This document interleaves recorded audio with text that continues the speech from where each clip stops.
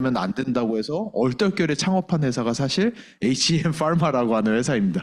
그래서 그렇게 창업을 해놨는데 저희는 정부 과제만 하면서 연구밖에 못할 줄 알았는데 실제 이 마이크로바이옴이라는 것에 대한 실체를 아는 돈을 버는 기업이 있다라는 걸 알고 엄청 깜짝 놀랐고 그게 아메이라고 하는 회사였어요.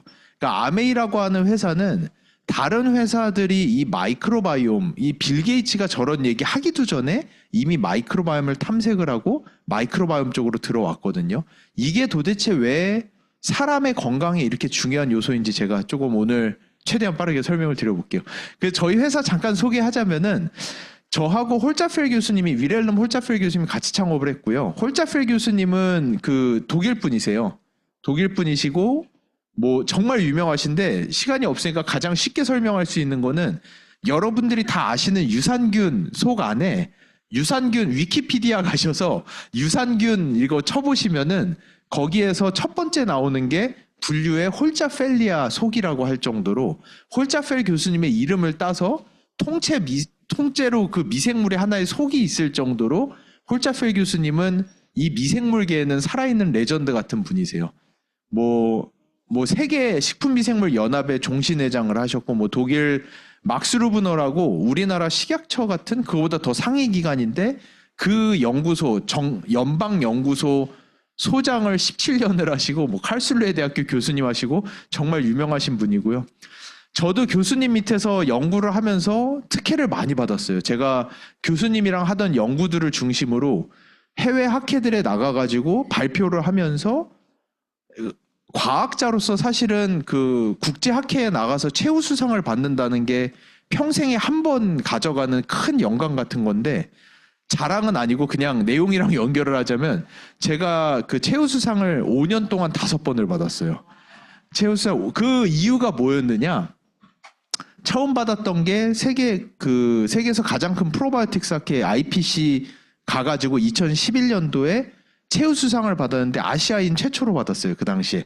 그때까지는 다 유럽이랑 미국에서만 받다가 아시아인 최초로 받고 그 다음 해 연달아 학회 최초로 2년 연속 최우수상을 받았어요. 그러고 나서 아시아에서도 받고 프랑스에서 받고 중간에 미국에서도 오믹스 컨퍼런스에서도 최우수상을 받고 했는데 왜 이게 자랑이 아니라 왜 이야기를 하느냐. 마이크로바이옴이라는 거를 제가 2분만 간단하게 설명드릴게요. 마이크로바이옴은 저희 사람 몸에 있는 미생물들을 이야기를 해요. 옛날에는 이 미생물은 그냥 죽여야 되는 존재였어요. 항생제를 먹으면서 뭔가 병 걸렸다 하면 다 미생물 때문이야. 그냥 항생제로 미생물만 죽이면 나라고 생각하던 시절에서 이제는 조금씩 변화하면서 우리 몸을 보호하고 우리를 건강하게 해주는 게 그 자체가 우리 몸에 있는 미생물이라는 거를 점점 알게 됐는데 문제는 이 미생물이 너무 많아요. 사람 몸에. 사람 장에 30조예요. 미생물이. 그러니까 제가 어떤 자료를 봤는데 이 지구상에 나무가 몇 그루 정도 되는 줄 아세요? 지구에 나무가 3조 그루 정도 된대요. 3조 그루. 근데 여러분 장에 미생물이 30조예요. 그러니까 그게 믿어지시나? 이게 상상을 초월하는 수준의 과학이 필요해요. 그러다 보니까. 그래서 대부분 이 마이크로바이옴, 사람 몸에 있는 미생물을 바꾸면 병이 낫는다라는 거는 다들 알아요. 바꾸려고 했더니 바꿀 방법이 없는 거예요. 그래서 결국 다른 연구자들이나 회사들은 어디로 갔느냐? 건강한 사람의 똥을 캡슐에 넣어서 그거를 먹는 걸로밖에 갈 수가 없었어요. 제가 어제 발표하는데 거기서 한 분이 그 얘기를 하시더라고요. 자기 아이가 자폐인데 우리나라에서 3번째로 여기 계실지 모르겠는데 그 똥캡슐을 지금 6알을 먹었대요. 지금까지. 그래서 지금 호전되기를 이렇게 그 정도예요. 그러니까 이 마이크로바이옴만 바꾸면은 아이들 자폐부터 뭐 자가 면역 질환부터 불치병이라고 일컬어지는 병들이 낫기 시작해요. 미생물을 바꾸면. 근데 바꿀 방법이 없어요. 다른 사람의 똥을 먹어야 되는 굴욕적인 그런 상황이에요. 근데 저희 그룹만이 전 세계에서 몇 개 안 되는 그룹이었는데 사람 똥 먹지 말자. 똥 먹지 말고 이 마이크로바이옴을 조절을 해내자라는 연구를 2007년도부터 했고 그러다 보니까 그 연구가 너무 센세이셔널해서 가는 학회마다 제가 최우수상을 받아왔어요. 그리고 이 2011년에 받았던 상을 받았던 그 연구가 최우수상 이 5번을 받은 연구의 전신이 지금 아메이와 함께 출시한 마이랩이라고 하는 제품이에요. 저희가 그거를 2007년도부터 연구를 해서 2022년에 출시를 했어요. 연구만 15년을 했고요. 그 마이랩 안에 저 유명한 홀자펠 교수님이랑 저랑 저희 연구실을 지나간 20명이 넘는 석박사생들의 인생이 다 녹아 들어가 있는 게 지금 여러분이 사용하시는 마이랩이라고 하는 제품이에요. 근데 이 마이랩이라는 제품이 사실은 뭐죠? 그 일찍 일어난 새가 그거 한다고 저희 회사에는 아메이만 투자한 게 아니에요. 사실은 아메이가 두세 번째로 많은 양을 투자를 했지 가장 많은 돈을 투자한 곳은 아모레 퍼시픽이에요. 아모레의 서 회장님도 저희 회사를 왔었고 아모레가 왜냐면 방판 조직이 있거든요. 아모레에서도 이 개인 맞춤형 마이크로바이옴을 너무 하고 싶었어요. 셀트리온도 투자를 했어요. 저희 회사에. 그래서 저는 서진석 의장도 만났었고 그래서 셀트리온이랑 같이 셀트리온이 저에게 20억을 주고 신약 개발을 하고 있는데 지금 여러분이 쓰시는 마이랩과 같은 플랫폼이에요. 그러니까 여러분이 지금 쓰시는 마이랩은 정말 한국 아메이뿐만 아니라 글로벌 아메이가 이를 악물고 15년간 만들어낸 정말 세상에서 범접할 수 없는 수준의 플랫폼이라는 걸 여러분이 아시면 좋을 것 같아요. 그래서 저희가 사는 모습이 많은 분들이 사실은 이렇게 보편적인 삶을 살다가 60세가 지나면서 엄청난 삶의 질의 하락을 겪는 만성질환으로 많이 들어가세요. 근데 정말 놀랍게도 이렇지 않고 죽기 직전까지 엄청 건강하신 분들도 계세요. 사실은 저희 외할머니가 엄청 건강하게 93세까지 사시다가 저녁 때 그냥 또 평소처럼 식사하시고 들어가서 방에 들어가서 노래 부르시고 그러고 주무셨는데 다음날 저희 외삼촌이 깨우러 들어갔는데 돌아가셨더라고요. 그러니까 저희 어머니, 제가 이런 거 얘기하면 어머니 되게 싫어하실 때 저희 어머니는 폐경이 60세가 넘어서 오셨어요. 그럴 정도로 그러니까 이 세상에는 이해할 수 없을 정도로 건강한 사람들이 많아요. 근데 유독 지금 50대, 60대, 40대, 50대, 60대 그리고 지금 젊은 20대, 30대 이 나이대 구간은 이상하게도 엄청난 양의 만성질환을 겪으면서 삶의 질의 하락을 많이 겪는 분들이 계세요. 근데 의외로 또 80세, 90세가 넘어가신 분들은 엄청 건강하신 분들이 많이 계세요. 방금 설명드렸던 홀자펠 교수님 홀자펠 교수님 아버지가 90세까지 일을 하시고 100세 좀 넘어서 돌아가신 걸로 알거든요. 홀자펠 교수님이 지금 42년생이시니까 85세 정도 되셨어요.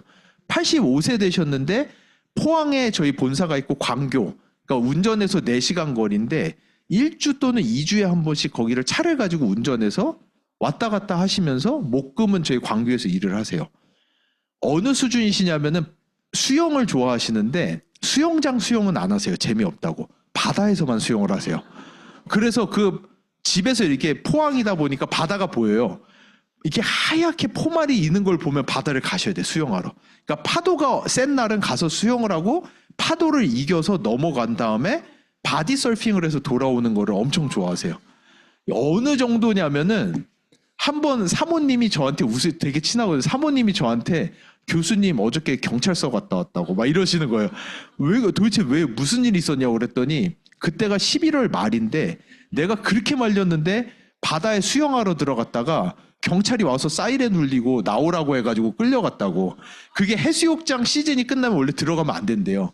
근데 파도가 너무 교수님 표현으로는 딜리셔스 맛있어 보여서 참을 수가 없어서 자기가 11월 말에 그 정도로 건강하세요. 그러니까 여러분 막 그런 그 인간극장 이런 거 보면은 진짜 95세 100세 되신 막 쪼글쪼글한 할머니가 허리 피고 허리는 좀 굽으셨어도 이거 괭이 들고 나가서 밥 매시고 엄청 건강하신데 하루에 담배 3갑씩 피고 소주 2병씩 이런 일 보셨죠? 그러니까 그런 분들이 계세요. 근데 그 비밀이 마이크로바이옴 안에 있기 때문에 아까 빌 게이츠가 이 마이크로바이옴이 세상을 바꿔내는 바이오의 핵심이라고 이야기를 하는 거예요, 사실. 그래서 제가 이 자료는 사실 오늘 그냥 쭉 가볼게요. 여기를 건너뛰려고 했는데 인간의 건강이 그럼 도대체 뭔가요? 도대체 누구는 왜 이렇게 건강하고 누구는 건강하지 않은 거예요? 왜 누구는 겔겔겔겔하고 누구는 그렇게까지 건강한 거냐? 80년대, 90년대까지만 해도 유전자가 답이라고 생각을 했어요. 그래서 이게 언제죠? 빌 게이츠 나오는 시절이면 진짜 오래된 건데 미국이 가장 먼저 사람의 유전자를 다 훑어냈어요. 우리가 그러니까 이런 식이에요. 우리가 도대체 왜 건강한 삶을 제공하지 못하느냐? 유전자를 몰라서 그래. 이 뭐 간 때문이야 이런 것처럼 유전자 때문이야라고 다 생각을 했는데 결국 유전자를 다 풀어내고 났더니 그 다음에 나온 게 뭐냐? 인간 게놈 프로젝트는 그냥 유전자의 한계를 확인했을 뿐이다 라고밖에 나오지 않는 거예요. 제가 간단한 예를 들어드리면은 이 자연계, 조금 어려운 내용이에요. 이 자연계, 우리가 살고 있는 지구에 탄수화물이죠. 탄수화물, 단탄지라고 하는 탄수화물이라고 하는 화학적 구조가, 이 탄수화물들이 화학으로 가면 구조가 다 달라요. 그래서 사람이 얼마나 쓸 수 있는지가 다 달라지거든요. 그러다 보니까 제로 칼로리 콜라인데 엄청 달잖아요. 이런 게 인간이 분해할 수 없는 당이 들어가 있기 때문에 얘를 분해해서 제가 먹을 방법은 없고 입은 달지만 똥으로 다 나간다고 해서 제로 칼로리가 되는 거잖아요. 슈퍼에 가시면은 당 종류가 많은데 가격이 천차만별이에요. 그냥 시럽은 되게 싸지만 프록토 올리고당만 가도 이게 왜 이렇게 비싸라고 하는데 알룰로즈 가면 또 엄청나게 비싸지죠. 그게 당의 종류들인데 이 지구상에는 이런 탄수화물의 화학적 구조가 수백억 가지예요. 상추도 구조가 다 다르고요. 샐러리도 구조가 다 다르고요. 브로콜리도 다 탄수화물이 있지만 구조가 다 달라요. 그러면은 인간이 분해해서 내가 에너지를 흡수할 수 있는 탄수화물의 종류가 몇 개 정도 된다고 생각하세요? 인간 유전자 안에 몇 개 정도를 분해할 수 있을까요? 지구상에 수백억 가지면 많이 해야 되잖아요. 인간이 먹고 살려면 인간 6개밖에 못해요. 그 중에 인간은 유전자의 한계만 본 거예요. 과학자들이 그거를 보고 뒷목을 잡고 넘어가는 거예요. 휴먼 게놈 프로젝트가 끝나는데 야 이게 뭐야 말이 안 되잖아. 우리가 매일같이 먹는 게 이렇게 엄청난데 인간이 분해 흡수할 수 있는 게 6개밖에 안 된다고라는 게 절로 나오는 거예요. 그러고 봤더니 인간 유전자는 초파리의 한 1.5배 초파리 그 프루플라이의 1.5배 정도밖에 안 돼요. 인간의 유전자는. 그게 인간의 유전자의 한계예요. 미생물 한 마리가 그 탄수화물 분해를 몇 종류를 할 수 있는지 아세요? 미생물 한 마리가 200종류가 넘어요. 그러니까 우리는 근데 인간은 뭐냐 하면은 약간 이런 거예요. 인간은 1인 사업자가 아니에요. 제가 식당을 하면서 나 혼자 요리도 해야 돼, 카운터도 봐야 돼, 배달도 해야 돼. 내가 다 하는 존재가 아니라 인간은 대기업의 회장이에요. 앉아서 내가 회계사일 필요도 없고요. 내가 변호사일 필요도 없고요. 내가 박사일 필요도 없어요. 그 사람들을 다 부리면서 이 엄청난 규모를 운영을 하는 게 인간이라고 하는 존재예요. 우리 장 안에 있는 미생물들이 다 박사, 회계사, 변리사, 변호사 다 들어있는 거예요. 이 안에. 그들이 기능을 가지고 있고 여러분은 그들을 컨트롤을 하는 거예요. 근데 우리가 그 컨트롤을 잃어버렸어요. 그게 가장 큰 문제라는 거예요. 더 이상 가지 말고 그 넥스트로 가볼게요. 그래서 인간이 유전자 때문에 건강한 게 아니야 라는 걸 알고 그 다음으로 나온 이야기가 뭐냐? 엑스포점이에요. 제가 오늘 후속 버전이라고 해서 좀 어려운 것들을 가져왔는데 죄송합니다. 이 엑스포점이 뭐냐?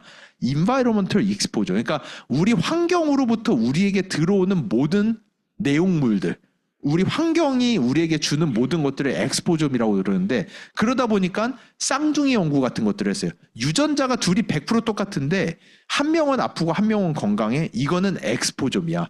유전자가 아무리 똑같아도 더러운 물 마시고 더러운 공기 마시고 영양제 못 먹고 맨날 밥 못 먹고 이러면 이 사람은 건강하지 않은 거야. 그게 엑스포점의 개념이에요. 그래서 아메이가 말도 안 되게 빠른 시기에 이미 10년이 넘었죠. 이때부터 스탠포드에다가 1,000만 불, 아메이가 100억이 넘는 돈을 스탠포드에다 주면서 이 엑스포점 연구를 시작을 했어요. 아마 아시는 분들은 아실 거예요. 쌍둥이들을 데려놓고 쌍둥이 연구를 했죠. 근데 여기서 또 뭐가 나왔느냐? 아까 유전자랑 똑같이 엑스포점의 한계를 확인을 해버린 거예요. 아메이가. 왜냐? 쌍둥이를 데려다 놓고 연구를 했는데 둘이 유전자도 100% 똑같고 같은 집에서 같은 공기, 이스프링, 앰모스피어 같은 공기, 같은 물 먹으면서 더블 X 같이 먹으면서 밥 같이 먹으면서 다 하는데 아직도 한 명은 아프고 한 명은 건강하다라는 걸 발견을 하고 이 엑스포점 외에도 또 무언가가 있다라는 거를 아메이가 다른 데보다 월등히 빨리 알게 됐어요. 그게 바로 마이크로바이옴이라고 하는 존재예요. 이 장 안에 어떤 종류의 미생물이 있느냐에 따라서 똑같은 걸 먹고 살아도 건강이 완전히 달라질 수 있다는 거. 그게 왜 그런지, 도대체 이 마이크로바이옴이 우리 장 안에 있는 30조의 미생물이 뭐길래 이렇게 되는지에 대해서 제가 좀 설명을 드릴게요. 그러면서 이런 놀라운 연구들이 나왔어요. 이 연구가 뭐냐면은 실제예요. 저 여성 2명이 일란성 쌍둥이에요. 그러니까 둘이 유전자가 100% 똑같아요. 근데 같은 집에 살면서 엄마가 해주는 같은 밥 먹으면서 같은 물 마시고 같은 공기 들이마시면서 사는데 저렇게 달라졌어요. 한 명은 초고도 비만이 되고 한 명은 삐쩍 마른 거예요. 그러니까 이거는 유전자도 아니고 엑스포좀도 아니고 도대체 이 둘의 차이가 어디서 오느냐라고 해서 과학자들이 무슨 연구를 했느냐? 이분의 똥을 좀 안타깝지만 빼서 이 쥐한테 먹여서 이식을 시키고 저 마른 사람의 똥을 쥐한테 똑같이 이식을 시키고 근데 이 쥐들은 같은 데 살면서 같은 밥을 먹는데 똥만 다르게 이식받았는데 피노타입이 둘이 완전히 달라져 버리는 거예요. 그러니까 이 마이크로바이옴이라는 것 자체가 한 사람을 고도비만으로 만들 수 있고 대사질환을 만들어낼 수 있다는 것을 과학자들이 이미 알고 있고 그래서 이 마이크로바이옴으로부터 시작되는 질병들이 이렇게나 많다라는 것은 이미 과학계에서 정리가 다 됐어요. 저희가 그 70억이 넘는 정부 과제를 받았다고 했잖아요. 지금 사실은 따지면 그거는 대학 때 받은 거고 지금 회사까지 하면서 따지면은 150억이 넘는 과제를 받았는데 최근에 받은 과제로는 지금 아산병원이랑 같이 폐쇄성 폐질환을 보고 있어요. 근데 정말 놀랍게도 이 폐쇄성 폐질환도 마이크로바이옴에서 차이가 나요. 똑같이 담배를 피는데 어떤 사람은 순식간에 폐쇄성 폐질환이 오고 아까 말씀드린 대로 그 인간극장 나오는 할머니처럼 80년을 담배 3갑을 폈는데도 폐가 애기 폐 같은 사람들이 있어요. 저희가 그런 분을 지금 51명을 찾았어요. 말도 안 되게 담배를 수십 년을 폈는데도 애기 폐 같은 분들이 있어요. 그래서 그분들을 찾아내서 그분들 똥을 계속 받고 있는데 이게 완전 금똥이에요. 장난 아니에요. 이게 쥐들한테 이 똥을 먹여서 이식만 시키면은 얘네들이 스모킹 챔버에 들어가도 폐가 망가지질 않아요. 예. 근데 봤더니 이 건강한 폐를 가진 사람들의 똥 안에 있는 미생물이 만들어내는 물질이 있는데 이 물질이 폐를 보호하더라고요. 그거를 지금 알아서 이번에 논문이 나가고 그게 저희가 5년짜리 난치병 해소 치료제 개발 연구를 아산병원이랑 서울대병원이랑 저희랑 같이 하고 있는 프로젝트거든요. 그 정도로 이 장 안에 있는 미생물들이 놀라워요. 제가 아까 말씀드렸잖아요. 엊그제 만난 분이 자기 아이가 우리나라에서 3번째로 다른 건강한 아이의 똥캡슐을 먹고 있다고 자폐를 치료하기 위해서. 실제로 미국에서 200명이 넘는 아이들이 건강한 아이의 변을 좀 미안하지만 초코우유 성상으로 만들어서 먹었을 때 그 자폐가 개선이 되고 심지어 2년간 그 개선된 게 지속이 된다라는 연구가 있을 정도로 놀라운 일들이 많이 생겨요. 우울증, 불안증 요즘에 그러니까 제가 이따가 그 바흐 교수가 낸 논문이 있는데 거길 잠깐 갔다 올게요. 이게 바흐 교수가 낸 논문인데 이게 무슨 얘기를 하냐면은 우리가 1950년대, 60년대, 70년대를 살면서 우리가 두려워하던 엄청나게 많은 질병이 있는데 이런 거는 이미 다 정복이 됐다. 여기 있는 질병이 튜버클로시스, 결핵이거든요. 헤파타이티스 A라든지 간염이라든지 볼거리라든지 뭐 홍역이라든지 이런 걸로 죽는 사람 없어요, 이제는. 그런 걸로 죽는 사람 없어요. 근데 저 결핵을 없애려면 어떻게 해야 되는지 아세요? 항생제를 1년을 먹어야 돼요. 그러니까 저거 병들을 없앤다고 항생제를 엄청나게 먹어댔고 항생제가 사라지고 나니까 옛날에 없던 질병들이 폭발적으로 증가하기 시작하는데 그게 다 자가면역 질환들이에요. 크론병이라든지 일형당뇨라든지 천식이라든지 이런 류의 질병들이 폭발적으로 증가하기 시작하는데 감당이 안 되는 시대가 오고 있어요. 지금 20대, 30대 젊은 사람들의 이 염증성 장질환이 저희가 이 연구하면서 저희는 애진작에 알고 있었지만 여러분 기억해 보시면 아마 10년 전인가 윤종신이 갑자기 자기 크론병이라고 커밍아웃 하는데 크론병이 뭔지 다 몰랐어요, 사람들이. 저희한테 와서 크론병이 뭐야? 장질환이라는데 자가 면역 질환은 무슨 소리야? 이렇게 했는데 요즘에 주변에 크론병 환자가 얼마나 많은지 아세요? 요즘에 20대 특히 30대 40대는 궤양성 대장염이랑 크론병이랑 과민성 대장증후군 IBS 증가율이 1년에 15%가 넘어요. 저희랑 자폐 연구를 하시는 분이 서울대 어린이병원에 되게 유명한 분이세요. 성함 얘기할 수 없을 정도로. 그분 유퀴즈에도 나오고 하셨던 그런 분인데 그분이랑 지금 3년째 자폐 아이들 연구를 하고 있거든요, 같이. 그분이 서울대 옛날에 어린이병원에 신경정신과라는 거를 전문의로 택할 때는 사람들이 다 미쳤냐고 했대. 굶어 죽으려고. 아니, 어린이 신경정신과가 너는 뭐 무슨 얘기야, 서울대 나와서. 이런 상황이었는데 요즘에는 그분한테 진료보려면 대기가 3년이에요. 옛날에는 자폐 어린아이들의 숫자가 13만 명에 한 명꼴이던 것들이 최근에는 뭐 3만 명에 한 명으로 갔다가 지금 뭐 1300명에 한 명꼴인가, 말도 안 되는 숫자로 증가하고 있어요. 요즘에 우울증, 불안증, 공황증 있으신 분들의 숫자가 상상을 초월하고 있는 거 아시죠? 요즘에는 신경정신과가 대기가 기본이 6개월이에요. 그럴 정도로 옛날에는 신경정신과라는 거 찾아보기도 어려웠어요. 근데 그럴 정도로 저희가 상상할 수 없는 질병들이 폭발적으로 증가하고 있는데 그 이면에는 이 마이크로바이옴이라는 애들이 있어요. 마이크로바이옴이 하는 역할, 첫 번째 거 설명을 드리면은 뭐를 하느냐? 우리가 먹고 살아요. 우리는 아침에 영양제도 먹지, 밥도 먹지, 브로콜리 먹지, 현미 먹지, 갖가지 걸 다 먹는데 그거 먹으면은 여러분이 예를 들어서 두유 한 컵 쫙 마셨어요. 그러면 그 두유가 여러분 혈액에 막 돌아다니고 있을까요? 그 두유 한 컵 쫙 드셨다고 해서 그 두유가 여러분 혈액을 돌면은 여기 지금 다 앰뷸런스 타고 병원 가고 있어야 돼.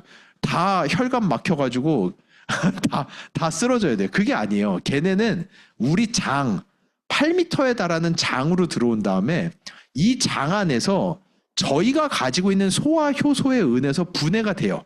그래서 기본적인 아미노산의 구조로 쪼개진 다음에, 죄송해요, 갑자기 생화학으로 들어가요. 아미노산의 토요일 오전에 하면 안 되는 내용들을 제가 하고 있는 것 같긴 한데, 이 아미노산으로 쪼개진 다음에 얘네들이 물에 녹은 상태로 소장에서 흡수할 거 흡수하고 나머지 것들은 다 물에 녹은 상태로 대장으로 가요. 옛날에 저희가 고등학교 때 대장은 물을 흡수, 소장은 영양을 흡수 이렇게 배우셨지만 맹물을 흡수하는 게 절대 아니에요. 그렇게 하고 거기에 녹아있는, 물에 녹아있는 것들을 물이랑 같이 흡수를 하는 게 대장이에요. 근데 아까 말씀드린 대로 인간이 분해할 수 있는 탄수화물 종류 6개, 아미노산도 많지 않아요. 그러다 보니까 어떤 종류를 먹느냐에 따라서, 예를 들어서 저희가 똑같은 500칼로리인데 500칼로리를 피자로 먹었느냐 비빔밥으로 먹었느냐에 따라서, 꽁보리 비빔밥으로 먹었느냐에 따라서 완전히 달라져요.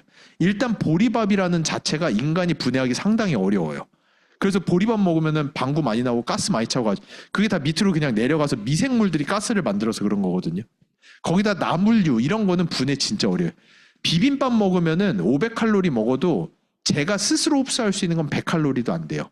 근데 그 나머지는 내려간 다음에 우리 미생물들이 그거를 쪼개면서 여기서부터는 살이 찌는 영양소로 만들어내는 게 아니라 사람이 건강해지는 비타민이라든지 단세지방산이라든지 세로토닌이라든지 이런 물질들로 미생물이 만들어내기 시작하고, 그 만들어진 애들이 물에 녹은 상태로 대장으로 가서 대장에서 물과 함께 다 흡수되기 때문에 인간이 건강한 거예요. 그러다 보니까 여기서 어떤 차이들이 생기느냐 하면은 똑같은 걸 먹었는데 반응자와 비반응자로 나뉘기 시작해요. 제가 시간이 너무 빨리 가고 있어서 좀 훅 가야 될 것 같은데, 쉽게 얘기하면은 제일 쉬운 예가 인삼이에요. 옛날부터 동양에서는 알고 있었어요. 인삼빨이 받는 사람이 있고 인삼빨이 안 받는 사람이 있어요. 근데 최근에 연구를 통해서 밝혀진 게 뭐냐 하면은 인삼의 구조가, 인삼 안에 있는 진세노사이드는 구조가 너무 복잡해서 이게 우리 장벽인데 장벽을 통과해서 갈 수 없을 정도로 스트럭처가 복잡해요. 그러다 보니까 이거를 흡수 가능한 컴파운드 K로 쪼개주는 마이크로바이오타, 미생물이 장에 있는 사람은 인삼빨이 들어요. 근데 이 미생물이 장에 없는 사람은 인삼 아무리 드셔봐야 그냥 똥으로 다 나가요. 그래서 변기통에다 다 버리는 거예요, 인삼을. 그게 인간이 가지고 있는 비밀이에요. 이 미생물이 가지고 있는. 그래서 어떤 종류의 미생물을 장에 가지고 있느냐에 따라서 어떤 사람은 반응군이 되고 어떤 사람은 비반응군이 돼요. 저희가 이번에 131명에 달하는 임상 연구를 했어요. 더블 X 안에 있는 성분들이거든요. 더블 X라고 하는 파이로 뉴트리언트 천연물인데 어떤 사람은 더블 X 먹으면 진짜 너무 좋다. 나는 이게 막 힘이 솟는다고 하는데 어떤 사람은 이거 사기 같아. 먹어봐야 나는 전혀 아무것도 없고 그냥 아무런 감흥이 없어. 그게 바로 반응군, 비반응군이에요. 저희가 이번에 봤더니 마이크로바이옴의 차이에 따라서 더블 X 안에 있는 18개의 미생물을 통과해야 되는 성분을 18개를 다 분해해서 흡수할 수 있는 사람은 131명 중에 2명밖에 없었어요. 그리고 장내 미생물의 종류에 따라서 더블 X 반도 흡수 못 하시는 분들이 많아요. 그러니까 사실은 무언가를 우리가 먹을 거면은 이 파운데이션을 만들어 놓고 먹어야지만이 먹은 게 저희 혈액으로 흡수가 될 수 있다라는 거예요. 이 에콜 같은 것들이라든지 유로리틴 A가 이 유로리틴 A가 전 세계에서 가장 유명한 슬로우 에이징, 안티 에이징 물질이에요. 저 유로리틴 A가 혈액에서 늘어나기 시작하면은 노화 속도가 상당히 느려진다라는 게 이미 연구로 많이 알려져 있고, 그래서 이 유로리틴 A를 처음 발견하신 분이 로잔 공대, 스위스 로잔 공대 요하녹스라는 분인데 그분이 아만젠티스라는 회사를 만들었다가 거기에다 이걸 넣었다가 그거를 네슬레에 아마 2조에 판 걸로 알아요. 그 네슬레가 지금 이거를 타겟팅을 해서 가고 있을 정도로 엄청나게 희귀한 물질인데 여기 계시는 분들이 일단 기본적으로 저희가 이번에 연구해 보니까 장에서 장내 미생물이 유로리틴 거의 다 만드세요. 일단 석류를 드시면 석류나 오렌지나 자몽이나 이런 거 드시면 그 안에 많이 들어있는 엘라직 애시드가 있는데 이 엘라직 애시드를 장내 미생물이 분해하면서 유로리틴은 A를 만들어요. 근데 문제는 뭐냐? 양이 사람들마다 천차만별이에요. 어떤 사람은 하루에 3000mg의 유로리틴을 만드시는 분이 있고 어떤 분은 3mg도 못 만드시는 분들이 있으세요. 거기에서 노화의 속도가 완전히 차이가 나는 거예요. 어떤 사람은 아무리 해도 이상하게 늙지 않는 사람과 엄청나게 빠른 속도로 늙어가는 사람의 차이가 이런데 장내 미생물이 얼마나 이런 것들을 만들어내주느냐에 따라서 반응자냐 비반응자냐에 따라서 또는 저반응자냐 고반응자냐 비반응자냐 유반응자냐에 따라서 사람의 건강 상태가 완전히 바뀌게 되는 겁니다. 이렇게나 많은 물질들이 이것들을 다 만들어내요. 그래서 근데 여기에서 케미컬, 화학의 토요일 아침에 죄송하지만 이 화학의 구조의 변화도 중요하지만 또 하나는 뭐냐면은 여러분들이 브로콜리나 이런 거 뭐 커큐민이나 뭐 라즈베라트롤이나 좋다라는 거 많이 드시잖아요. 그거 아무리 드셔봐야 걔네들이 그 물질이 물에 녹지 않으면 저희 몸 안으로 들어갈 수가 없어요. 저희 몸은 고체폼은 절대로 받아들이지 않아요. 물에 녹은 애만 들어가요. 그러다 보니까 커큐민이죠. 얘가 활성폼이 되려면은 다이하이드로 수소기가 2개 붙은 커큐민으로 바뀌어줘야 돼요. 근데 활성이 더 좋아지려면 테트라하이드로 다이가 2, 테트라가 4예요. 수소가 4개가 붙은 형태로 가면 정말 활성이 좋아지는 거예요. 그렇기 때문에 근데 이 수소기를 붙여주는 게 다 여러분 장에 있는 미생물들이 하는 역할입니다. 그래서 이 미생물들이 그걸 얼마나 잘해주느냐에 따라서 제가 먹은 것들이 혈액으로 가는지 못 가는지가 결정이 되고, 그러고 여기서 한 가지 이미 하시는 분들의 팁은 마이랩이라는 거를 드시는 분들은 마이랩 안에 있는 미생물들이 여러분의 마이크로바이옴을 자극해서 이 수소기 붙이는 것들을 하는 역할을 하는 거거든요. 수소기가 어디서 나오는지 아시죠? 물이에요. 마이랩을 드실 때는 물을 엄청나게 많이 드셔야 돼요. 자, 이걸 참고하시면 좋아요. 물이 그래서 마이랩을 하시고 나면은 간혹 변비 걸리신다는 분들 계세요. 왜냐하면은 물을 엄청나게 빨아들이기 시작하거든요. 이 미생물들이. 그렇기 때문에 변이 딱딱해지기 시작하고 그래서 물을 많이 드셔야 돼요. 저는 당연히 마이랩을 하고 제가 하루에 타겟팅하는 미니멈 물 섭취량이 2.97리터예요. 근데 저는 에버러지 3.5리터 정도 마십니다. 하루에 물을. 제 핸드폰 기록에 다 남아있어요. 저희가 지금 앱으로 만들어서 가는 거 안에 기록이 다 남아있는데 저는 아침에 근데 단점은 있어요. 소변 보러 화장실을 되게 자주 가야 돼요. 그 단점은 있는데 제가 아침에 출근하는 길까지 따져가지고 마시는 물의 양이 1.2리터 정도 돼요. 아침에만. 제가 아침에 굿모닝을 하거든요. 일단은 겉모닝이랑 그 파이토프로틴이랑 마이크로바이옴이 만나면은 가장 이상적 조합이에요. 이게 우리 마이크로바이옴은 시계 자꾸 보게 되는데 우리 마이크로바이옴이 얘네들이 똑같은 물질을 주면은 만들어내는 종류가 완전히 달라져요. 얘네들이 하루 종일 나를 위해서 여기서 약을 만들도록 해줄 수도 있고요. 아니면 얘네들이 하등 필요 없는 물질, 쓰레기 같은 물질을 하루 종일 만들게도 할 수 있어요, 저는. 그 차이가 어디서 오냐면은 얘네들도 간악해요. 이 미생물들도 지밖에 몰라요. 그래서 얘네가 좋아하는 설탕이나 그런 그 리파인드한 그런 케미컬 같은 그 식빵, 밀가루 이런 거 주죠. 그럼 얘네들은 하루 종일 젖산밖에 안 만들어요. 왜냐? 글라이콜리시스라고 해서 해당 작용을 탄수화물 포도당이 들어가 버리면 이 포도당을 6탄당을 반으로 딱 쪼개서 3탄으로 만들어서 파이루베이트 만든 다음에 락틱 애시드 만들어 버리면은 ATP라고 하는 이 미생물이 좋아하는 돈이 2개씩 딸랑딸랑딸랑 계속 떨어져요. 근데 나한테 필요한 뷰티레이트라고 하는 엄청 희귀한 물질, 가바, 유로리틴, 에콜, 트립토판, 세로토닌 이런 거 나오려면은 ATP 0.5개도 안 나와요. 그러니까 중요한 건 뭐다? 얘네한테 떡밥을 주면 안 돼요. 아침에 설탕, 제가 그래서 우리 애들 제일 싫어하는 게 식빵에 뉴텔라 발라 먹는 거 제일 싫어하는데 아침에 그거 주면은 마이크로바이옴은 하루 종일 쓰레기밖에 안 만들어요. 저를 위한 거는 하나도 못 만들고요. 지들 먹고 사는 거밖에 안 하는 거예요. 그래서 저는 아침에 얘네한테 그런 떡밥을 절대 주지 않아요. 제 레시피를 공유하면은 저는 아침에 일단 바나나 3분의 2, 바나나 3분의 2개를 하는 이유는 제가 새벽에 이거를 해 먹는데 이 블렌더만 돌리면 저희 개가 너무 짖어가지고 가족을 다 끼워서 아침마다 블렌더 돌릴 때마다 바나나를 조금씩 껴서 줬더니 안 짖어가지고 그게 습관이 돼버려서 바나나 3분의 1은 저희 개 거고 3분의 2는 제 거예요. 그래서 바나나 3 어차피 하나 넣으면 좀 많아요.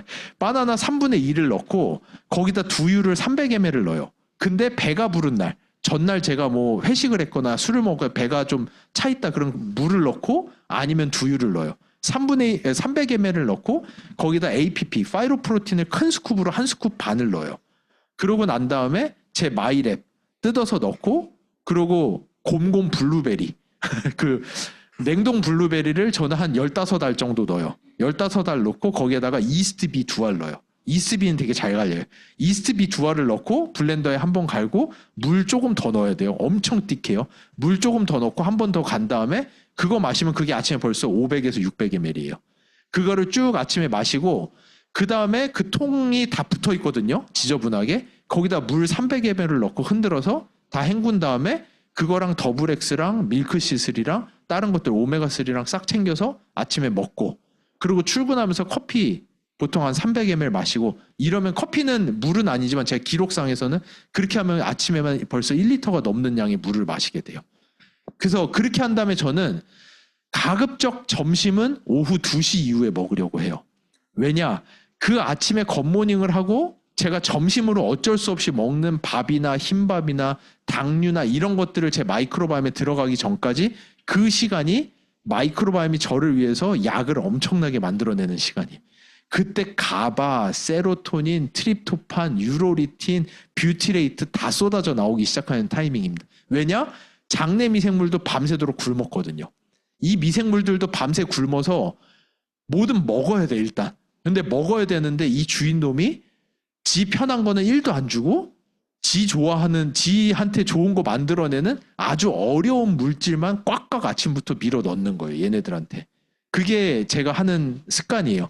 한번 해보세요. 진짜 기가 막힙니다. 근데 여기에도 하나의 문제가 있는데 그건 조금 이따 다른 페이지에서 좀 설명을 드릴게요. 그래서 이런 식으로 우리 마이크로바이옴한테 뭔가를 주면 얘네들이 이거를 저희 혈액으로 들어가서 면역이라든지 근육 증강이라든지 뇌기능이라든지 뉴로트랜스미터의 70%가 장에서 만들어져요. 미생물들이 만들어요. 여러분이 다 아시는 세로토닌, 행복 호르몬 이 패스웨이가 어떻게 되시는지 아시죠? 트립토판으로 시작을 해서 사람 몸도 일부 하지만 미생물이 훨씬 많은 양을 해요. 미생물이 그 트립토판을 쪼개면 처음 나오는 게 세로토닌이고 한 번 더 쪼개지면 그 다음에 나오는 게 멜라토닌이에요.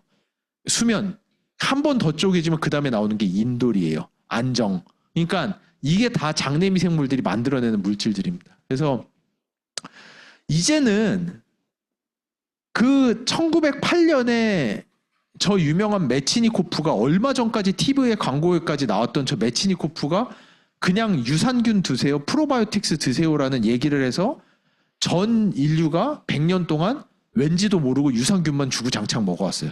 근데 이제는 과학의 발전으로 인해서 유산균을 많이 먹는 문제가 아니라 우리 장 안에 2,000종에 달하는 미생물들이 있고 얘네들이 하루 종일 우리를 위해서 약을 만들어내고 있다는 걸 저희는 알게 됐고, 그래서 이 마이크로바이옴들을, 이 무수히 많은 애들을 우리가 어떻게 잘 어루고 달래서, 처음에 말씀드린 대로 저희는 대기업의 회장이에요. 지금 이 안에 미생물들이 여기 변호사 다 깔려 있는 거예요. 얘네들을 저희가 잘 인도를 해가지고 어떻게 나를 위해서 이 대기업을 크게 만들어내느냐를 하는 게 가장 핵심이 되는 거고, 이게 가장 중요한 팩터 중에 하나가 뭐냐? 미생물이 다양해야 돼요.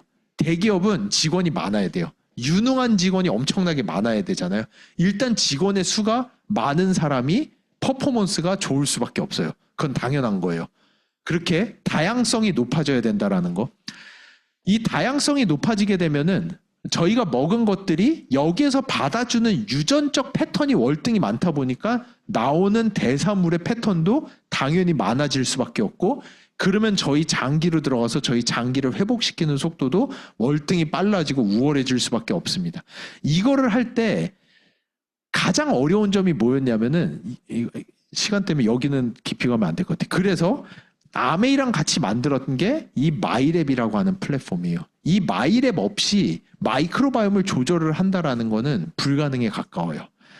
그게 아까 말씀드린 대로 다른 모든 회사들이 이 마이크로바이옴을 바꾸고 싶은데 바꾸는 방법을 찾지 못해서 결국은 할 수밖에 없었던 게, 건강한 사람의 똥을 캡슐에 담아서 그거를 먹는 똥캡슐 형태가 유일하고요. 여러분이 다른 마이크로바이옴은 바꾸고 싶은데 다른 사람 똥은 먹기 싫다. 그럼 마이랩밖에 솔루션이 없어요. 현재 전 세계 유일한 솔루션이에요. 그만큼 아메이가 그 어느 기업보다도 월등히 빠른 속도로 준비를 한 게 마이랩이라고 하는 플랫폼입니다. 이 마이랩 플랫폼은 6가지의 솔루션이 있고요. 그래서 이 마이크로바이옴이 왜 어려운지 하나 더 말씀드리면은, 처음에 이 마이크로바이옴을 알게 될 때 그 수많은 제약회사들이랑 과학자들이 비웃었어요. 너무 쉽다. 너무 쉽다라고 생각을 하고 딱 했는데 안 된다라는 걸 알게 됐어요. 왜 안 되냐? 그들이 지금까지 만들었던 약들은 타이레놀 약발 안 듣는 사람 없어요. 일단 타이레놀 먹으면 다 열 떨어지면서 잠 오면서 이완되면서 다 똑같아요. 왜냐? 여기 계신 모든 분들, 전 세계에 있는 모든 사람이 유전자는 99.9%가 다 똑같아요. 타이레놀은 그 유전자에 맞춰져 있어요. 그러다 보니까 타이레놀 안 듣는 사람 없어요. 마이크로바이옴은 뭐가 문제냐? 여기 있는 사람 중에서 마이크로바이옴 똑같은 사람 단 한 명도 없어요. 전 세계에서도 단 2명이 없어요. 마이크로바이옴이 똑같은 사람이. 일란성 쌍둥이도 같은 집 살아도 30%가 달라요. 그러다 보니까 나타나는 현상이 뭐냐? 쾌변, 옛날에 그 유명했던 쾌변 5개짜리 한 줄을 집에 사다 놓고 온 가족이 먹으면 반응이 다 달라요. 할머니는 진짜 쾌변, 나는 배만 아파, 어머니는 가스가 엄청 나와, 아버지는 변비가 와. 이게 왜냐? 사람들마다 이 마이크로바이옴이 다 다르다 보니까 하나 가지고 피팅이 안 되는 거예요. 그래서 만든 게 마이랩이고, 저희는 뭐를 하느냐? 여러분이 변을 보내주시면 이 변을 저희 안에서 복제를 한 다음에 여기에다가 6가지 프로바이오틱스를 미리 넣어보고 어떤 게 들어갔을 때 가장 유전적 다양성과 대사체를 많이 만들어내는지를 보고 셀렉션을 해드리는 게 마이랩이라고 하는 플랫폼입니다. 그래서 이 마이랩 플랫폼 오늘 처음 들으시는 분들은 조금 어려울 수 있지만 주변 분들이 설명해 주실 수 있을 거예요. 저는 다음으로 일단 넘어가겠습니다. 그래서 이거는 저희가 300명을 대상으로 하는 임상에서 섭취 전과 후에 아까 말씀드린 중요한 장내 미생물의 유전적 다양성이 아주 유의적으로 증가하고 대사체도 아주 유의적으로 증가한다는 걸 임상으로 검증을 한 제품이고요. 이게 반응도라고 했잖아요. 반응자와 비반응자라고 했잖아요. 이게 단순히 식품만 그런 게 아니에요. 저희는 HM 파마라는 회사고 제약 쪽을 하는 회사인데 왜 제약을 하느냐? 의약품도 반응도가 마이크로바이옴에 의해서 완전히 달라져요. 이게 2017년에 나온 논문인데요. 리두에라 에랄이라고 되게 유명한 사람이 썼던 논문을 임상까지 최근엔 다 검증을 했어요. 이게 뭐냐 하면 안티피디온이라고 면역 항암제예요. 가장 유명한 면역 항암제인데 이 면역항암제도 약발이 듣는 사람 70%, 안 듣는 사람이 30%예요. 도대체 면역항암제 약발이 안 듣고 그대로 돌아가시는 분들은 특징이 뭐냐를 엄청 오랫동안 찾아왔는데 여러 가지가 있어요. 뭐 T셀 익셔스션, 트립토판 메타볼리즘 여러 가지가 있지만 가장 최근에 했던 연구가 약발이 똑같아요. 아까처럼 약발 듣는 사람의 똥을 이식받은 지는 약발이 들어요. 약발이 안 듣는 사람 똥 이식받은 지는 약발이 안 들어요. 그게 최근에 나온 논문이고요. 이거는 임상에서도 검증이 됐어요. 저 약발 듣는 사람들의 특징이 뭐냐? 장 안의 미생물의 다양성이 높아요. 그러니까 이게 아까 말씀드린 대로 저희가 지금 여러분이랑 하고 있는 게 셀트리온이랑 같이 개발하고 있는 내용이랑 일맥상통해요. 제약회사들이 자기네가 만든 면역항암제가 넌 리스폰더가 없이 30% 비반응자 없이 약을 만들어낼 수 있다면 센세이션이에요. 그 비밀이 마이크로바이옴 안에 있어요. 그리고 이거를 넘어서 최근에 나온 연구들은 우울증 치료제, 공황증 치료제, 불안증 치료제가 이상하게 정말 조금만 먹어도 약발이 되게 세게 듣는 사람이 있고요. 그 약을 아무리 먹어도 약발이 안 듣는 사람의 인구가 지금 전체 투약자의 15%가 넘어가고 있어요. 그러니까 주변에 보면은 아 저런 사람은 왜 치료를 안 받지라고 하시는 분들이 있는데 그분들은 실제 약을 먹어도 약효가 없는 사람들일 가능성이 되게 높아요. 그런 분들이 무척 많습니다. 근데 그 차이도 마이크로바이옴에서 온다라는 게 최근 연구로 밝혀졌어요. 그래서 장내 미생물의 종류나 패턴에 따라서 똑같은 양의 약을 먹는데 우울증이나 불안증의 개선도가 천지 차이로 차이가 난다라는 게 최근 연구에서 밝혀졌을 정도로 이 마이크로바이옴은 음식 먹고 건강해야지 수준이 아니라 그거보다 훨씬 더 높은 수준의 내용들을 많이 가지고 있습니다. 그래서 이거 좀 넘어갈게요, 시간상. 그래서 지금까지 말씀드린 대로 이 마이크로바이옴을 잘 조절함으로써 내가 먹은 것들이 혈액까지 잘 간다라는 거 하나. 그리고 또 하나, 이 마이크로바이옴이 가장 중요한 이유 중 빌 게이츠가 마이크로바이옴이 세상을 바꾸는 3대 기술 중에 하나다라고 얘기했던 큰 이유 중에 하나가 면역이에요. 우리 몸의 면역세포들이 그러니까 옛날만 해도 면역력이 세면 좋아요였는데 이제는 그렇지가 않아요. 최근에 저희가 얘기하는 게 뭐냐? 눈 달린 면역이 중요하다. 이게 무슨 얘기냐? 면역세포가 바보가 되면은 면역세포 없는 것보다 더 위험하다라는 게 요즘에 과학자들이 하는 얘기예요. 그게 뭐냐? 면역세포라는 거는 우리 몸 안의 군인이에요. 총을 들고 태어났어요. 공격을 하고자 만들어진 게 면역세포인데 여러분이 우리나라 군인들이 다 장님이야. 그럼 어떻게 될까요?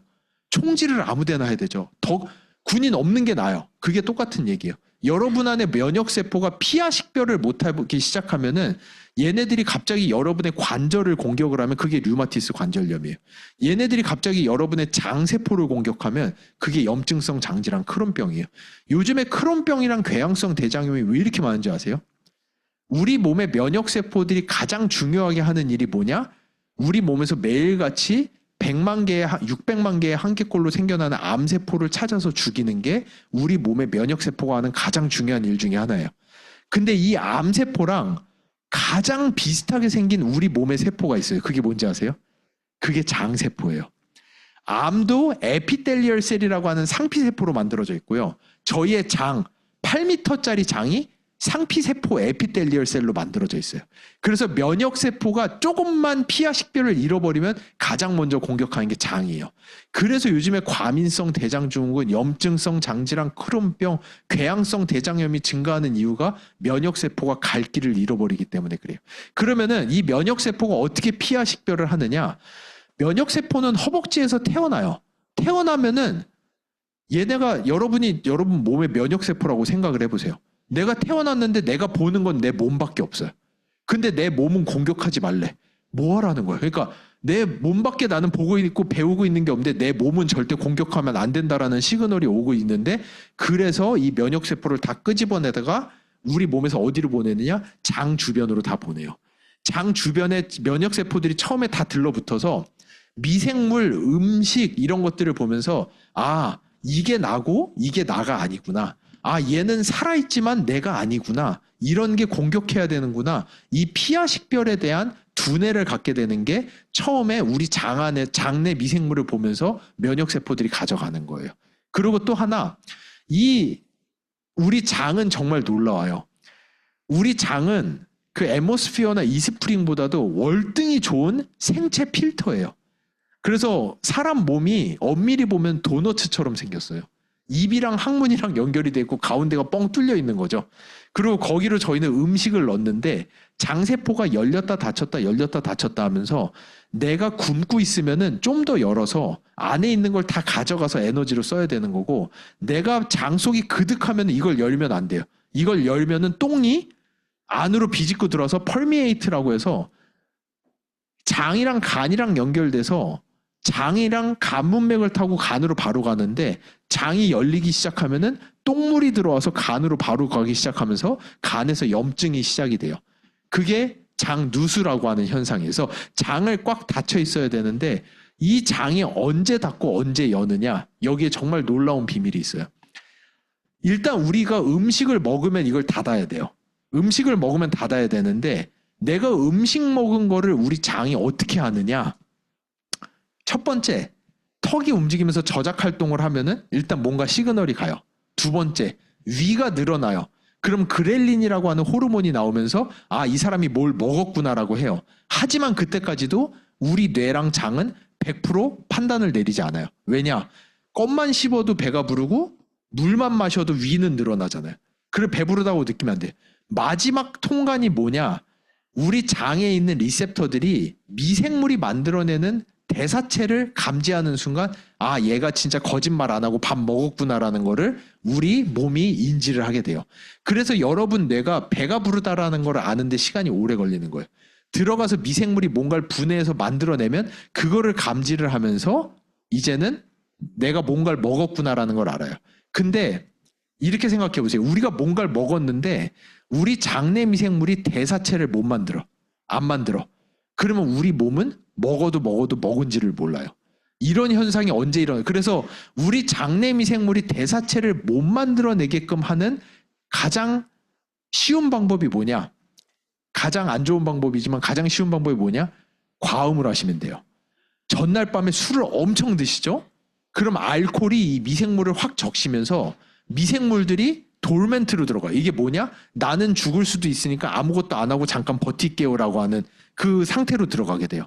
그렇게 되면은 얘네들이 뷰티르산이나 이런 걸 아무것도 안 만들고 대사체를 안 만들면 그때부터 장이 열리기 시작해요. 장이 열리기 시작하고 말씀드린 대로 이 시그널이 없다 보니까 다음날 술을 과음하시고 다음날 숙취 현상을 그대로 다 느끼실 수가 있어요. 그게 뭐냐? 엄청 배가 고파요. 일단 자극적인 게 엄청 땡겨요. 먹어도 배가 고파요. 왜냐? 미생물이 아무것도 안 만드니까 뇌로 신호가 안 가는 거예요. 그리고 장이 열리다 보니까 똥물이 들어가기 시작하면서 몸에 약간의 미열이 나요. 염증 반응이 나면서 약간의 두통이 나고요. 그리고 이 장내 미생물이 만들어내는 뷰티레이트가 어떤 역할을 하냐? 이게 시간상 조금 더 과학적 원론으로 들어가면은 사람의 몸은 내가 뭐를 안 먹었어 라고 하면은 내 혈액에 있는 영양소를 다 지방으로 갖다 저장을 해요. 왜냐? 오랫동안 살아야 되니까. 근데 내가 뭐를 막 먹고 있어 라고 하면 그 영양소를 근육이랑 간으로 보내서 막 써요. 왜냐? 생활을 해야 되니까. 근데 말씀드린 대로 다 트리거가 걸리죠. 아무것도 안 먹은 거라고 자꾸 생각하잖아요. 미생물이 뷰티레이트랑 아무것도 안 만드니까. 그러니까 에너지가 먹는 족족 장은 열렸지 혈액으로 에너지는 엄청 쏟아져 들어오는데 우리 몸은 그거를 다 지방으로 갖다 쌓고 근육으로는 하나도 안 보내요. 과음을 하신 다음 날은 하루 종일 누워 있어야 돼. 몸에 힘이 안 들어와. 근육으로 에너지가 가지를 못해. 살은 엄청 쪄. 자극적인 건 되게 땡겨. 약간의 미열과 두통. 그게 딱 장내 미생물 때문에 생기는 현상이라고 여러분들이 이해하시면 돼요. 그래서 이 성인분들, 술을 많이 드시는 성인분들은 마이랩을 하시면서 마이랩 안에 있는 포스트바이오틱스 지수라는 거를 면밀히 보시면 좋아요. 이 포스트바이오틱스 지수가 이 장내 미생물이 만들어내는 대사체에 대한 지표입니다. 이거는 성인분들, 남성분들, 술 많이 드시는 분들뿐만 아니라 요즘 어린아이들도 진짜 심각해요. 포스트바이오틱스가 만들질 못해요. 왜냐? 이 어린아이들이 먹는 인스턴트 안에 있는 방부제가 술과 같은 역할을 똑같이 해요. 방부제가 미생물 죽이려고 식품에 넣어놓은 건데 그걸 계속 들어가니까 술 먹는 것처럼 장내 미생물의 역할을 계속 저감시키기 시작해요. 그리고 우리 아이들이 먹는 과당, 설탕 이런 것들은 위에서 이미 다 분해돼서 들어가서 장내 미생물이 대사체를 만들 원재료 자체가 없어요. 요즘 어린아이들이 먹는 그 리파인드한 이런 달달이 같은 것들 식빵에 누텔라 발라서 먹어버리면은 장내미생물이 대사체 하나도 못 만들어요. 그냥 살만 찌고 끝나는 거예요. 그러니까 그러다 보니까 어린아이들도 장누수에서 만들어지는 뉴로인플라메이션, 뇌신경염증으로 아이들의 뭐 ADHD, 불안증, 자폐증 이런 것들이 다 뉴로인플라메이션, 뇌신경염증에서 시작된다라고 하는 게 최근 내용들입니다. 이거 장표 보면서 해야 되는데 시간 관계상 엄청 빠르게 제가 그냥 쏟아냈거든요. 그래서 이게 저희 장의 뮤커스 레이어고 이게 우리 몸 안쪽이고요. 이게 저희 장이에요. 장 안쪽 미생물들이에요. 이게 다. 그래서 우리가 먹은 게 일로 들어오면 얘네들이 이걸 쪼개가지고 여기까지 넣어주는 거고 얘네들이 무언가를 쪼개서 닿는 순간 뭐 먹었구나 라는 거를 인지를 하게 된다라는 걸로 아시면 됩니다. 그래서 장이 이렇게 열려버리게 되면 이게 리키것, 장누수 들어와서 염증 반응이 일어나고 이런 현상들이 생기는 거고요. 요거는 다음에 할게요. 시간 관계상 넘어가고. 그래서 우리가 현대인들이 매일같이 저희가 먹는 음식에 들어있는 이 많은 방부제라든지 가끔가다 하나씩 먹는 항생제라든지 이런 것들이 우리의 장내미생물을 완전 초토화시켜버렸고 그래서 이 연구 마이크로바이옴이 중요하다라는 연구가 나왔을 때 처음에 가장 놀란 게 소아과 의사들이에요. 그래서 소아과 의사들이 다 모여서 뭐를 했냐면은 자기네들이 처방전을 써낸 6만 명이 넘는 아이들의 처방전을 다 훑으면서 이 아이들에게 항생제를 얼마나 줬는지를 트래킹을 했더니 그 아이들의 70% 이상이 2살 이전에 항생제를 처방받은 이력이 있었고 그래서 이 아이들을 추적 연구를 해본 결과 자기네가 항생제를 2살 이전에 처방한 아이들은 5살이 넘었을 때 고도비만, 천식, 아토피에 걸릴 확률이 월등히 높아진다는 걸 알게 됐어요. 항생제를 안 먹은 아이들에 비해서. 그러니까 이 정도로 옛날에는 여러분 생각해 보시면은 정말 1, 20년 전만 해도 의사 선생님한테 저 다음 달에 해외여행 가는데 항생제 좀 넉넉히 주세요 하면은 항생제 많이 줬어요. 그래서 지퍼백에 들고 가서 해외 가가지고 그냥 툭 하면은 캔디 까먹듯이 항생제 그냥 막 말도 안 되는 일이었어요, 사실은. 그 진짜 요즘에는 의사들이 항생제 처방하는데 벌벌벌벌 떨어요. 아시죠? 항생제 처방하면 그냥 막 유산균 엄청 주고 유산균 처방하고 이럴 정도로 이제는 항생제가 그렇게 녹록한 약이 아니란 걸 다 알게 됐고요. 그래서 과학자들이 그러면 이 현대 문명이 우리의 마이크로바이옴을 얼마나 붕괴시켰는지를 보려고 아마존에 갔어요. 이게 아마존 위성 사진인데 여기에 진짜로 그 우가우가 하는 그 부족민들, 그러니까 그 현대 문명, 진짜 이거 지푸라기 둘러 현대 문명을 한 번도 조우해 보지 못한 그 문명으로 헬기 타고 들어가서 똥을 가지고 나와요. 그래서 그들의 똥을 분석을 해봤더니 이게 미국 사람의 마이크로바이옴, 이게 색깔이 다른 게 다른 종류의 미생물들이란 거거든. 이게 미국 사람, 이게 아마존 사람들이에요. 그 정도로 현대 문명에 의해서 사람들의 마이크로바이옴이 이미 다 붕괴가 돼버렸습니다. 이거 되돌리겠다고 과학자들이 길길이 뛰는데 할 수 있는 게 이거 색깔 많은 사람 똥 캡슐에서 넣어서 먹는 거밖에 방법이 없는 거예요, 지금. 마이크로바이옴을 조절이 너무 어렵기 때문에.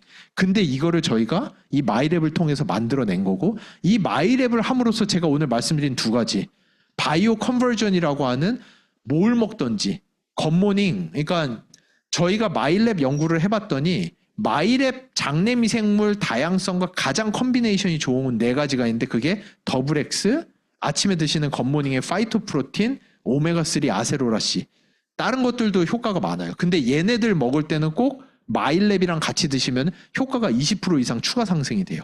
그거를 저희가 이번 연구를 통해서 봤고요. 그런 식으로 그것도 원포인트. 또 하나, 사람들에게 여러분이 쉽게 전달하기 위해서는 면역, 장누수. 도대체 왜 요즘 어린아이들과 그 남편분들, 성인분들이 왜 마이랩을 하면서 포스트바이오틱스 지수를 포커스를 해야 되는가에 대해서 여러분들이 설명을 하실 수 있을 것 같아요. 그래서 이제 결론으로 갈게요. 이 마이랩이라는 마이크로바이옴이라는 거를 아메이가 아까 말씀드린 대로 2014년에 제가 저 5분만 더 쓸게요. 5분만 있다 끝낼게요. 12시까지인데. 근데 제가 또 대전으로 가야 돼요. 그 다음에 지금 바로 대전 가야 돼가지고 이 마이크로바이옴이라는 걸 아까 처음 말씀드린 대로 과학자들이 유전자인 줄 알았고 그 다음에 엑스포점인 줄 알았을 때 아메이는 정말 과감하게 그 초창기부터 스탠포드에다가 1,000,000불이라는 돈을 주면서 엑스포점 연구를 하면서 어느 기업보다도 이 마이크로바이옴의 중요성을 알아버렸어요. 아메이가. 그러고 나서 아메이가 정말 비밀리에 전 세계를 다니면서 마이크로바이옴의 기술들을 찾기 시작했고 그러고 찾은 게 저희의 피마스라고 하는 기술이에요. 저 피마스라고 하는 기술이 이 마이크로바이옴계의 3세대 기술이에요. 전 세계에 3개밖에 없는 기술 중에 하나예요. 근데 그 중에서도 실제 이거를 상업화에 쓸 수 있는 특허는 저희밖에 없어요. 그래서 아메이가 저 교수하던 시절에 이거 한 몇 분짜리인데 요거만 설명드릴게요. 제가 아메이를 만나게 된 게 그냥 대학에서 저희는 뭐 CJ, 종근당, 일동 여러 회사들이랑 일을 많이 했어요. 저희 대학 교수일 때. 그러면서 저희가 CJ 것도 CJ 바이오 유산균 다 저희 연구실 통해서 나간 것들이에요. 그 당시에 CJ에서 바이오 유산균 도와드리던 분이 연락이 오셔서 이직을 했다는 거예요. 그래서 이직했다고 해서 알겠다. 근데 저희 회사에서 높은 분들이 해외에서 본사에서 오시는데 글로벌 회사인데 어딘지 얘기를 안 해줬어요. 진짜로 그때만 해도. 본사에서 오시는데 이분들이 마이크로바이옴 기술을 찾고 있는데 교수님네 연구실에서 하고 있는 기술을 찾고 있는 것 같다. 정말 유사하다. 와서 세미나 한 번만 해달라. 그래가지고 딱 갔던 게 아셈타워였어요. 아셈타워 29층에 가서 이분이 아메이로 이직하셨구나. 왜 얘기를 안 하지? 이러고 가가지고 1시간을 딱 발표했어요. 그때 폴 시라랑 아무튼 본사에서 되게 높으신 분들이 오셔서 1시간 발표를 딱 했더니 너무 좋다. 그러고 저는 갔죠. 다시. 되게 멀어서 포항이었는데 포항까지 다시 갔죠. 갔더니 몇 주 있다가 아메이 임원한테 연락이 온 거예요. 이분들이 세미나를 들었는데 너무 좋았다. 그래서 연사료를 좀 주고 싶다. 그래서 알겠다. 연사료 달라. 보통 저 발표하면 연사료 한 50, 70 이렇게 받거든요. 그래서 알겠다. 연사료 달라 했더니 연사료가 30,000불이라는 거예요. 30,000불이면 지금 환율 따지면 4,200만 원. 그러니까 1시간 발표했는데 1년치 연봉이잖아요, 거의. 그러니까 4천. 그 대신 우리한테 발표한 거 아무데도 발표하지 마라. 6개월만 아무데도 발표하지 말고 우리가 이거 검토할 수 있게 좀 해달라. 그래서 4,200만 차 한 대. 그때 그랜저가 3,800이었어요. 그래서 알겠다고 하고 6개월 동안 발표 안 하고 받았죠. 그러고 나서 도대체 왜 그러지? 하고 근데 그러고 났더니 아메이에서 저희한테 하는 얘기가 이거 자기네한테 독점 달라. 어차피 교수님이 그때 막 창업 초창기인데 그 신약 개발하시는 거 아니냐. 그러니까 그냥 건강기능식품이랑 식품 쪽에는 우리한테 이거 독점으로 좀 달라. 이래서 우여곡절이 많았지만 결국에는 그래가지고 아메이한테 이 기술을 20년을 독점을 드렸어요. 원래 처음에는 아메이가 평생 독점을 달라고 했는데 이게 드리려고 했는데 저희 변호사가 안 된대. 우리도 이 기술에 대해서는 특허 권한이 20년밖에 없기 때문에 20년이 맥스라는 거예요. 그래서 20년을 드렸어요. 그러니까 솔직히 아메이에다 다 드린 거예요. 그 권한을. 그러고 나서 도대체 이게 뭐라고 이렇게 환장을 하지? 해가지고 그때부터 이제 아몰에 가가지고 발표를 했더니 그 사람들이 듣더니 이거 우리 회장님이 들어야 될 것 같다고 하더니 다다음 주인가 서 회장님 회사 좀 가도 돼요. 알고 오시라고 그랬더니 서 회장님이 그 벤츠 엄청 큰 밴 같은 거 타고 지하주차장에 오셨어요. 진짜 수행원들 데리고. 그래서 와서 듣고 저희 회사에 55억을 투자했어요. 아모레에서. CJ 갔더니 CJ도 10억 넘어 투자했어요. 셀트리온 갔더니 셀트리온도 투자하더니 20억 과제 주더니 서진석 의장만 셀트리온도 가서 본부장한테 발표했더니 우리 의장님 좀 만날 수 있게. 그래서 알겠다고 해서 그때는 송도 가서 셀트리온 가가지고 서진석 의장 만나서 발표하고 했더니 거기도 투자하고 했어요. 그러니까 이 기술이 여러분이 지금 아메이에서 쓰는 기술이 사실은 아메이가 몇 년 차이 안 났어요. 아메이가 몇 년 빨랐기 때문에 어느 회사도 가질 수 없는 그 기술을 독점하게 된 거고 그 기술을 통해서 탄생한 게 지금 어느 회사를 봐도 이 마이렉 같은 플랫폼은 없어요. 전 세계 유일한 플랫폼을 만들어냈어요. 아메이에서. 이 플랫폼을 만들어내고 여기에서 뭐로 발전을 시켜 이 플랫폼은 전반적 반응도의 개선이에요. 장애 미생물의 유전적 다양성이 늘어나면서 여러분이 대기업인데 직원이 1,000명이냐 10만 명이냐 이 차이가 나는 거예요. 마이랩을 통해서 여러분들의 직원의 숫자를 공짜로 늘려드리는 거예요. 공짜는 아니죠. 먹고 해야 되니까. 아주 이비용으로 인건비랑은 상상도 할 수 없는 수준의 직원들을 늘려드리는 게 마이랩이라고 하는 플랫폼이에요. 근데 이거를 통해서 저희가 뭐를 하고 있느냐? 아메이랑 같이 아까 말씀드린 이거를 보는 거예요. 그럼 도대체 저희가 지금 이번 달 기준으로 데이터베이스가 8만 건이 넘어갔어요.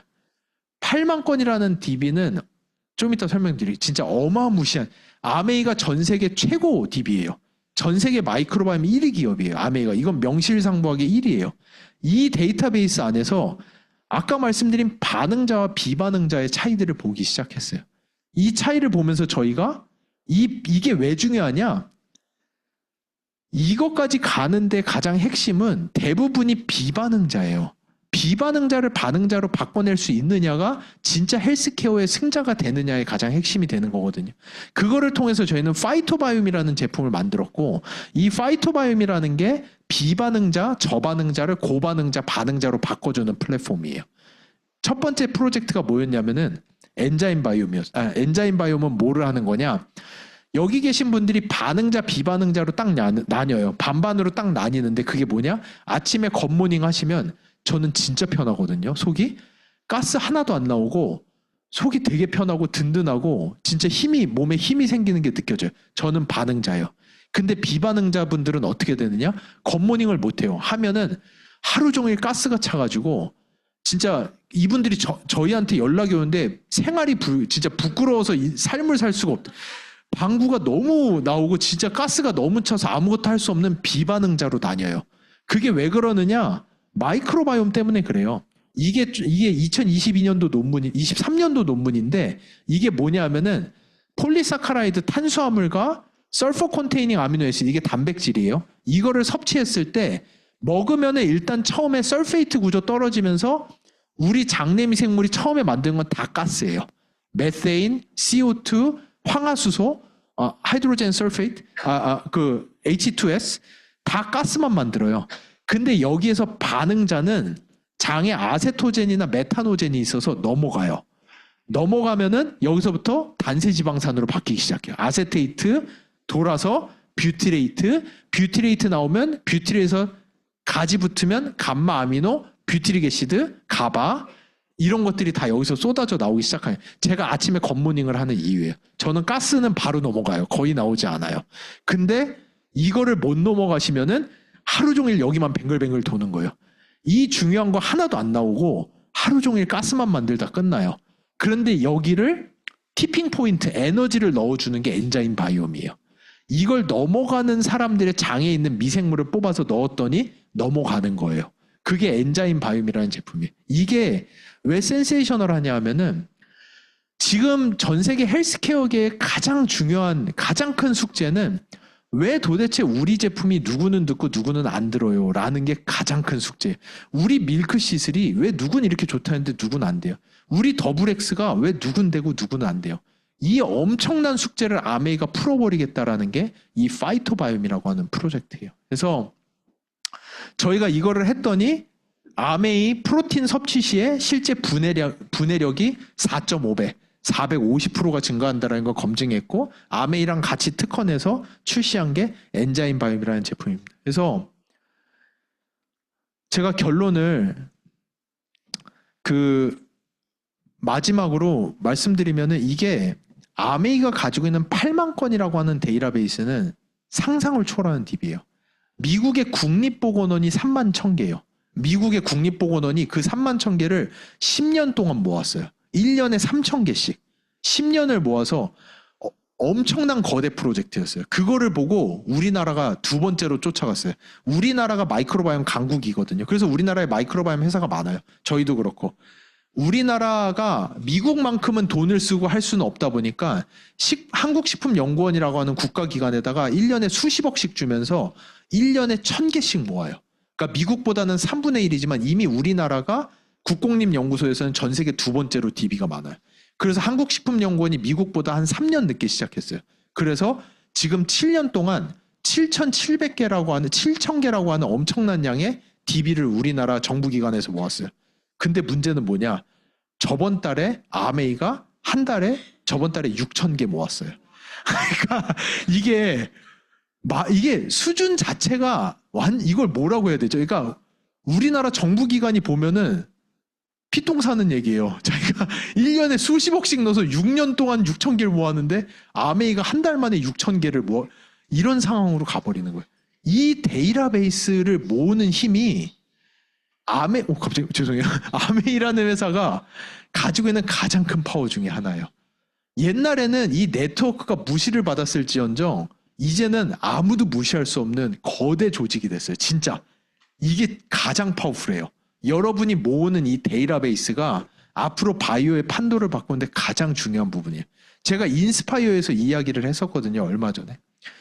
15년 전만 해도 이 MBC나 SBS 같은 거랑 유튜브 비교도 할 수 없었어요. 저희 대학 때만 해도 다 비웃었어요. 그때 막 UCC 유저 크리에이티드 컨텐츠 뭐 컨테스트 한다 뭐 이러면서 아유 개 같은 소리야. 야 그거 그 허접한 걸 누가 보냐 이러던 게 얼마 안 됐는데 지금은 상상을 할 수 없을 정도로 유튜브라는 데가 요즘엔 TV 아무도 안 봐요.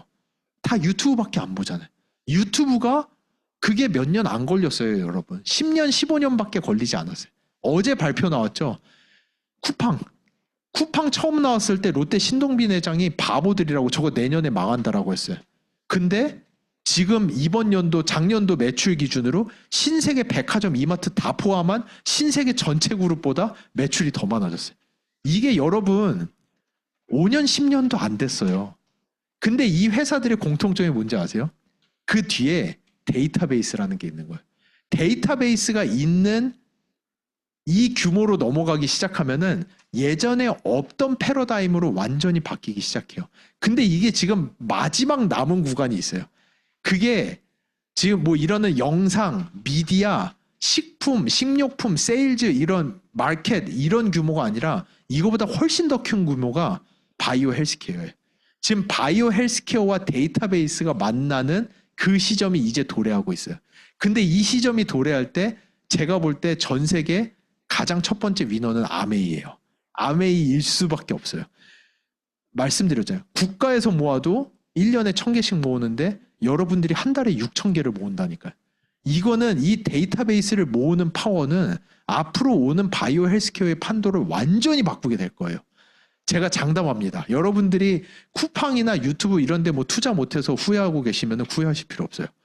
그거보다 10배 큰 파도가 지금 오고 있어요. 그게 바이오 데이터베이스 헬스케어라고 하는 개념이에요. 여러분이 지금 거기에 딱 탑승하고 계시는 거예요.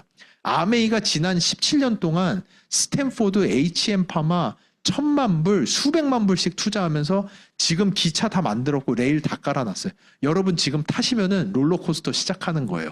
여러분들 진짜 기대하셔도 좋고요.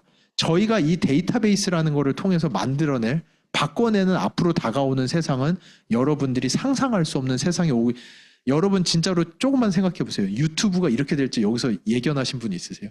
쿠팡이 이렇게 될 거라고 예견한 분 있으세요? 아메이가 앞으로 어떻게 될 건지 여러분들 너무 속단하지 마세요. 정말로 큰 엄청난 파도가 오고 있다라는 거 여러분들이 보고 아시면 좋을 것 같습니다. 제가 시간을 너무 많이 써가지고 감사합니다. 여기까지 하겠습니다.